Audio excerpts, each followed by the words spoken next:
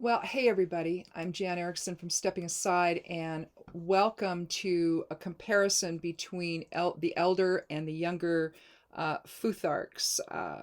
I generally use the elder, but I'm interested in the younger Futhark, and I I think that basically, basically they're the same, but uh, in terms of meanings and interpretations. But it's nice to just to understand the differences between the two. I think the Elder Futhark has 24 runes. It's the oldest one. It began before Christ was born, maybe 200 years before Christ, maybe more. I don't know.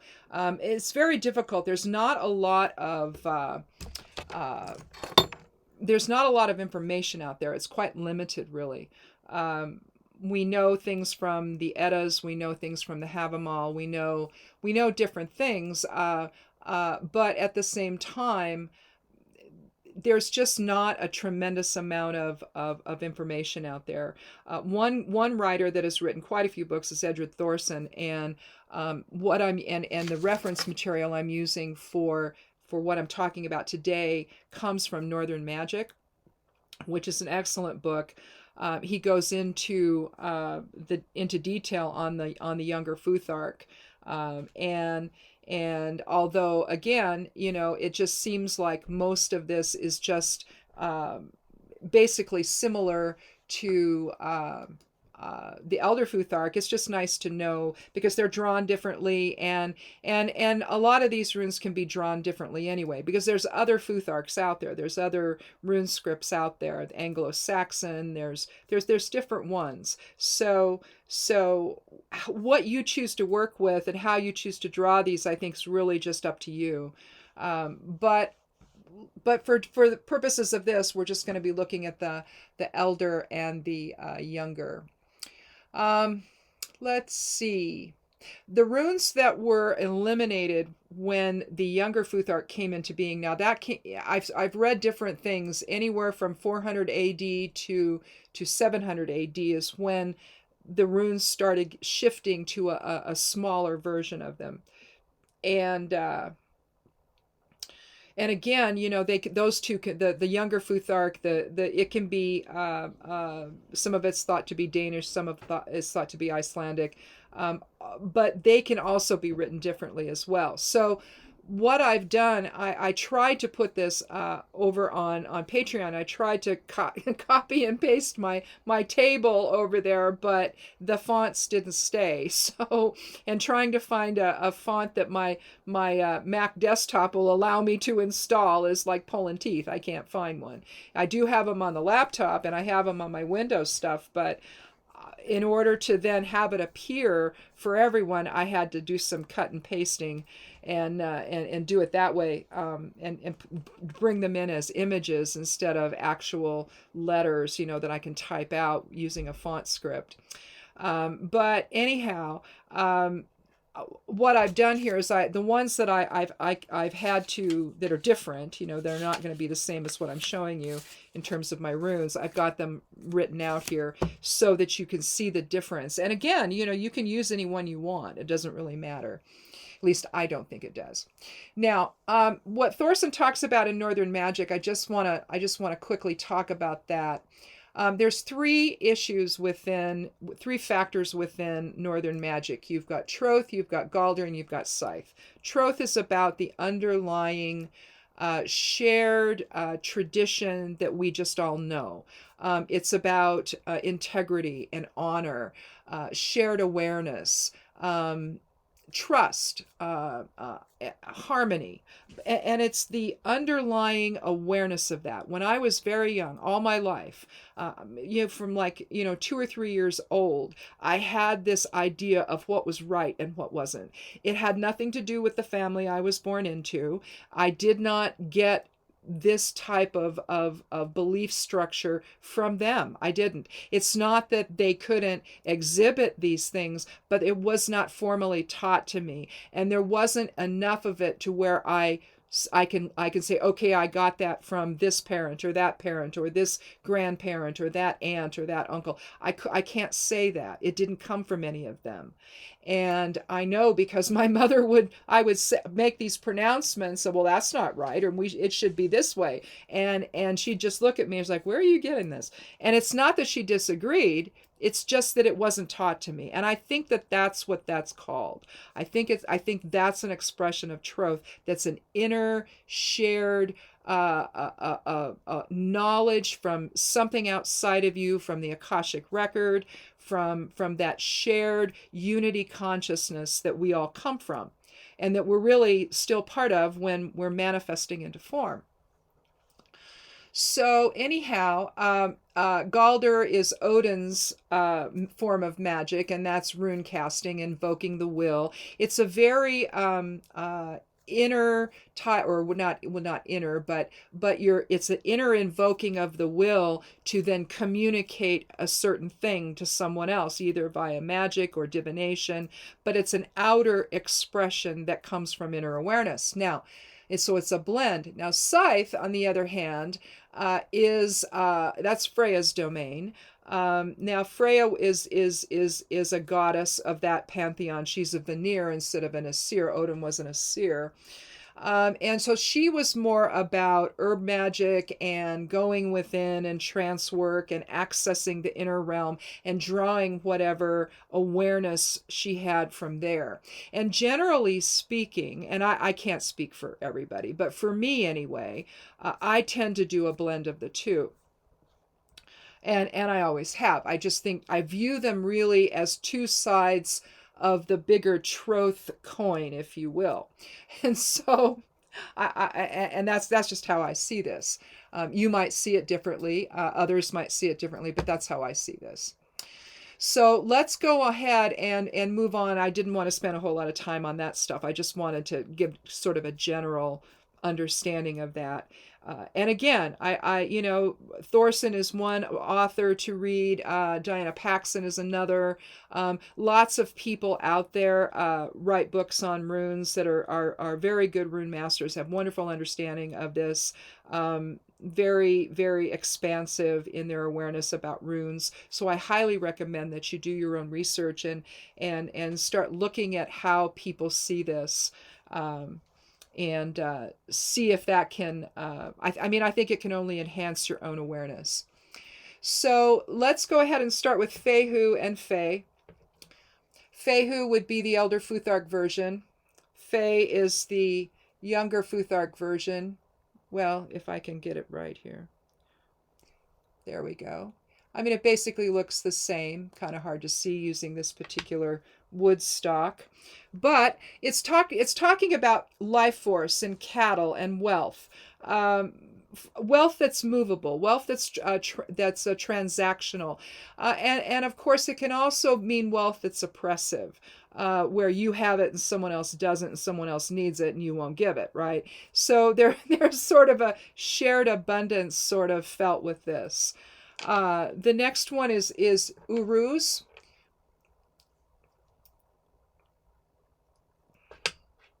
And Ur, which is essentially drawn in a very similar, more rounded way. But again, depending on how you want to create a bind rune, one might work better for you than the other. But this, again, is also life energy. It's power, it's willpower, weakness, and obsession. With Uruz, you're talking about the aurochs, or a form of a bison that's been extinct for quite a while. It's the primal forming essence. Thorson calls Ur, the younger Futhark, drizzle. It's literally the force behind the manifestation, not the manifesting force itself. So it's basically spirit presence informing something, right? That's how I see Uruz. It's also thought to be the ruination of harvest, but it's essentially we're dealing with weakness, obsession, the expression of will and willpower with that particular rune. But it's the fire element side of that. Now here we have Thor's rune, or Thursaz, which is drawn a little bit differently. And I'll show you another one. That's the younger. And there's another way. That's the one on the blog, on the table that I did, the PDF table. That's another way of doing it. But this means, so we either have Thursaz or Thurs, but either way, you're talking about giants. Thor was a giant, and a very, very big guy. But we're talking about the force of opposition in your life. It's a defensive rune. It's about protection, impulse control, and chaos. But again, they're very, very similar in nature. Here we have Ansuz, Odin's rune. Here's one way to draw it in the Younger Futhark. Let's see. Here is another way to do it, and that one's on the blog. And they call this As instead of Ansuz. But basically, we're talking about the god Odin. Divine message, eloquence, spirit communication, and according to Thorson, it's not used much in rune magic, but I do. I use it in rune magic. I just feel that as he does as well, that this is a language of spirit. This is not necessarily, a language script as in A, B, C, as an alphabet, right?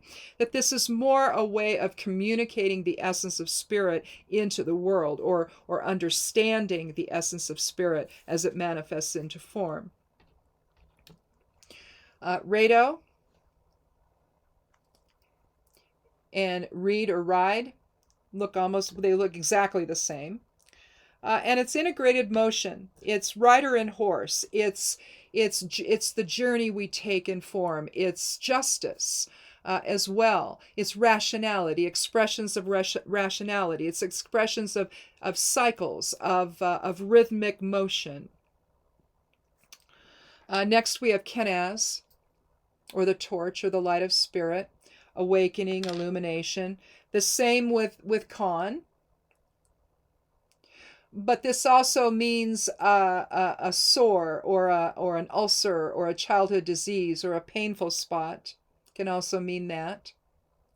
But it also means the will to illuminate, to analyze, to bring clarity. Apparently, it also includes, according to Thorson, the reciprocity found in Gebo, because Gebo is next and does not have and that's the gift of reciprocity. It's Kenaz expressed in all directions, which is going to be a subject of another video about all of the runes that are incorporated within the Elder Futhark, within each one, I should say. And here we have Vunyo, which is joy and fellowship. There's not anything for that specifically, but it doesn't mean that some of these runes don't contain the same concepts. The next one is Hagalaz, or the witch rune. It's the Norn rune of the past. Let's see, this would be Uruz. Let me get my table up here. It's destruction with intentional boundaries. It's witchcraft. It's hail. It's the celestial ice egg. It's protection. And this is how it's expressed. Hagal. It indicates that change is needed. Crisis, overall awareness, and higher principles. Sometimes you see Hagalaz, instead of one line going down this way, you'll see it with two, as expressed by my amulet here. And let's see, the next one, they do include all three Norn runes, by the way. We have Nathiz, which is represents the Norn Skuld. It's the Norn rune of the future. The friction within to manifest. The rune in the Younger Futhark. Noth, so they don't have the IZ at the end. Now this is also, it also means need or threat or emergency, resistance, friction from within, to manifest. It's move now, focusing or manifesting the will. It almost seems like they ought to have Isa before that, because Isa is will contraction or ego contraction. It's alignment in spirit. And that would be Verdandi, the rune of the present moment, or stasis, stillness, ice, becoming, will development, consciousness, contraction, focus. It's also about the destructive aspect of ice. And here you have ice. That's the younger Futhark version, so it's essentially the same thing. Then we come to Yura. This is Kenaz forward and reversed. And Yura is about transformation and unfolding awareness. It's a garden room, so it's good in herbalism. Energetic alignment, it means the year or fertility. Its complement in the younger Futhark is R. Oh, one thing, let me back up to Kenaz. I forgot to show you this, and I forgot to show you the others as well. With Kenaz, it can also be written like this instead of like this. It can be turned upside down. So like that. Except that in this, we're using that for Yura, the upside down version of it.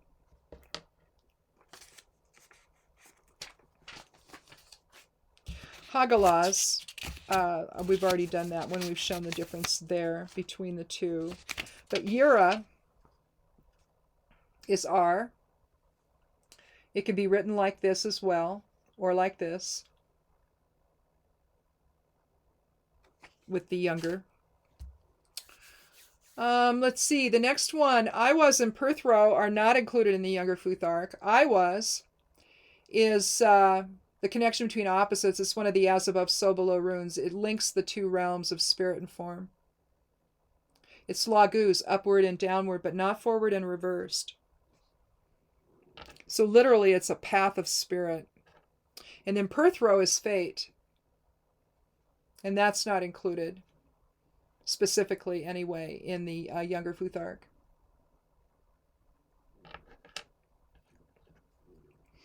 Then we have Sewillow and Soul, basically the same, written a little bit differently, like this. And that's the rune of the sun, or the rune of the higher self, or the rune of the will. Higher consciousness, success, hope, higher self assisting and guiding. Again, it's also an as above, so below rune, linking, and it's Kenaz in a skewed sense, forward and reverse, just like with Yura. But basically, it's showing that movement of spirit through form and through our awareness and higher understanding of things. Here we have Tiwaz, which is the spiritual warrior within. It reflects the god Tyr. Self-discipline, it's legal matters, justice. This is written the same way, and it's called Tyr. But it's basically the same thing. Tyr was the one-handed god. The wolf, was it Frenir? Oh, no. I can't think of the name. Something like that. Anyway, he bit off one hand, and so he only had, or one arm or something, and so he had only one. But this is about again, sacrifice and oaths and self-discipline, and it also means troth, at least in my opinion. Next, we have Birkenau, which is fertility. It's the birch, family, protection, new beginnings, fruition, healing, growth. It's really it's about the goddess Freya. Same here in the younger Futhark. And there it means the birch tree, the goddess Freya, and or a young shrub. So in other words, it's talking also about concealment. Cycles of birth, life, death, rebirth. Concealment, say, is within, keeping the child within in terms of pregnancy, protection, the eternal patterns of life. Now, Elwaz is about the intuitive bond we share. And here, this is Laguz, forward and reversed. It's almost like it's our astral lineage. in a way. And again, when you're talking about the idea of the circle, two sides of the same coin, so self versus the other side of self, everything here is a projection of consciousness. And so whatever we're seeing is our own projection of consciousness of what we want to see play out in our world, or what we need to have play out in the world, so that in our world of consciousness, so that we can learn and grow based on the theme we've chosen. And in a sense, it's the Merkaba, it's change, momentum, it's the binding toward mutual end, it's partnership. But again, it's self and the other side of self. So think about that. But it's not included in the Younger Futhark. Now, Manaz is in the form of Marth, of Math, we'll say Math, DR is TH, a TH sound, Math. And it basically means man or humanity. Now, it's written like this, or drawn like this in the Younger Futhark. Let me see if I have a note on that one. No, it's just that. I'm just showing that. Now, I skipped past all ye's, and I'll tell you why. All ye's is this one. It's the elk. It's protection. It's the Bifrost Bridge between physical and astral realms. It represents higher consciousness, but even though it comes sooner, it comes after Perthro, it actually got stuck at the end. And it's drawn, and it's now viewed as the last rune of the Elder Futhark. So I'm gonna wait and talk about that at the end there. So let's see, did we talked about, did we talk about Birkenau? We talked about Birkenau. Now that one is either called Bjork or Bjarkanen. As well, I didn't mention that. But moving on anyway to Manaz, it's about the earthly presence. It's man or humanity's integration into society, basically. And again, this is what Manaz looks like in the Elder, compared to what looks like Alyi's in the Elder, or the Younger rather, and then Manaz is in the Elder. I'm getting myself confused here. So, of course, I'm going to confuse you along with me. Manaz is about, and Mad is about thought and memory. Think Hugin and Munin, the ravens, Odin's ravens that he would send out to help him understand what's going on in the world. Depending on who you are, you might think that those are drones that he sends out, because Odin was likely from somewhere else, or at least, a hybrid of something that was from somewhere else. But either way, it's casting out his awareness to not only understand the effect of the past, but also the impact of what's happening now and also the future.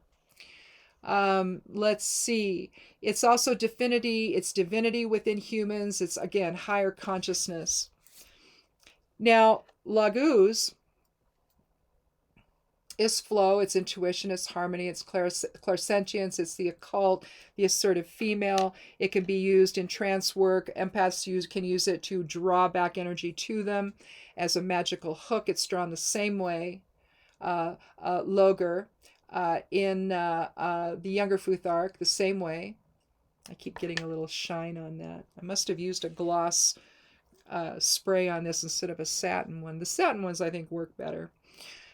You don't get as much glare when you're doing it on video. But you're talking about, with Loger, you're talking about the sea, water, stream, geyser, lakes, the effect of water, the effect of change, the effect of momentum, the shaping of things, purification and cleansing are other keywords you might use with that. Now, Ingus can be drawn as a diamond or as two X's, one on top of the other. Either way, it's Kenaz. This one's focused inward. This is the seed. It's not included in the Younger Futhark, but it's about the sudden release of energy into form. It's also a gardening room. It's a male fertility, especially when written as two X's. It looks like the DNA structure. Potential, genetic inheritance, grounding, and also inner focus. Now, Dagaz is also not included per se. It's part of the rune Manaz. It includes Gebo. It includes Thursaz or Thurs in both directions. And basically, it's the end of one phase and the beginning of another. Or someone said energy at its saturation point becomes its opposite. That's not mine. That belongs to someone else, and I can't think of who it was offhand.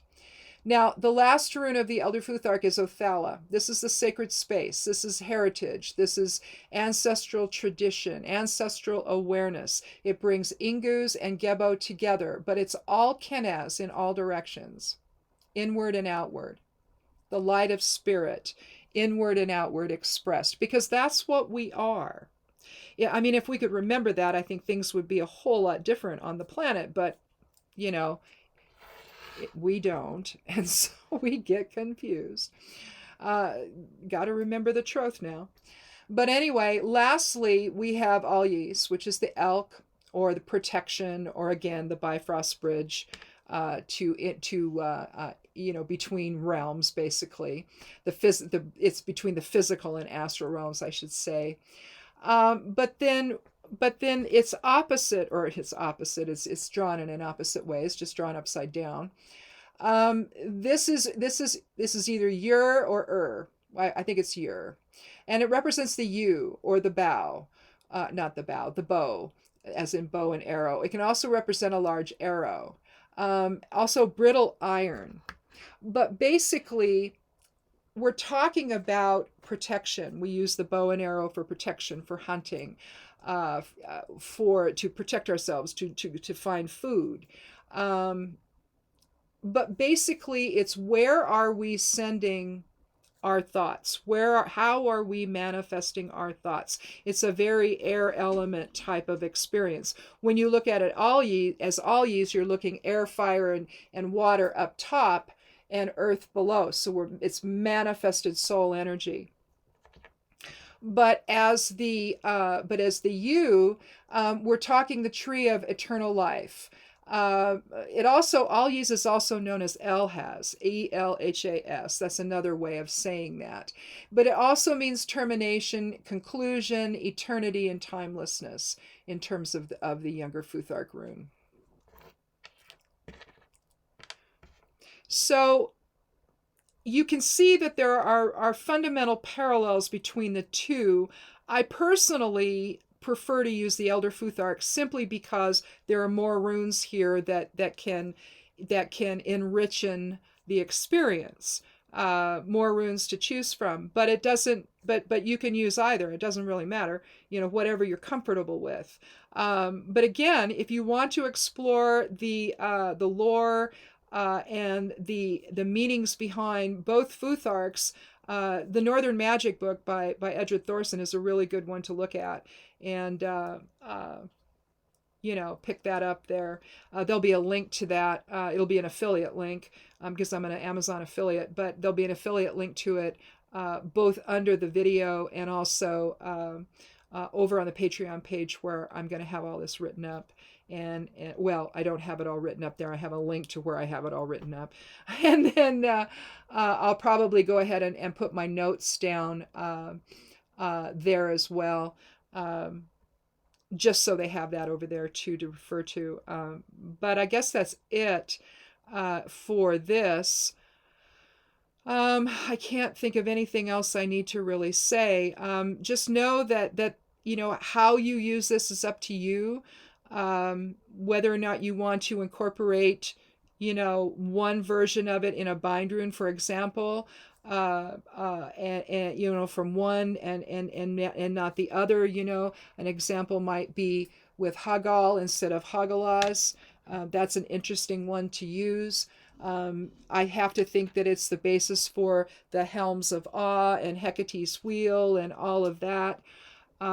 Because it's basically this expression of energy and transformation that you could so that would be one way that you could, if you're doing a bind rune, that you could incorporate one instead of the other, and maybe with the others you might have all Elder Futhark runes in it, but maybe just Hagalaz or Hagal rather from the younger to start you out as the framework for it maybe. So there's ways to do this. It's just up to you how you feel comfortable. But I really highly recommend that you do your own research on the runes, the different ones. Get different perspectives, different interpretations are out there. Different rune masters see these things differently. So there could be something you have you have this general idea of what something is, and then someone else may introduce another concept, and you're like, oh, you didn't think about that. So anyway, it's all out there. I have a listing of this in Witch Notes, another book that I've published. It's a small book of correspondences. That's in there. Not the younger, but the Elder Futhark is there. But I guess that's it. Thanks for watching. And again, check this out over on the Patreon page or here on YouTube. I'll also have it over on the side panel of the blog over at Stepping Aside. The web address there is imsteppingaside.com. And we'll talk again another time about something else. And be good to yourself. Be good to one another. And blessed be.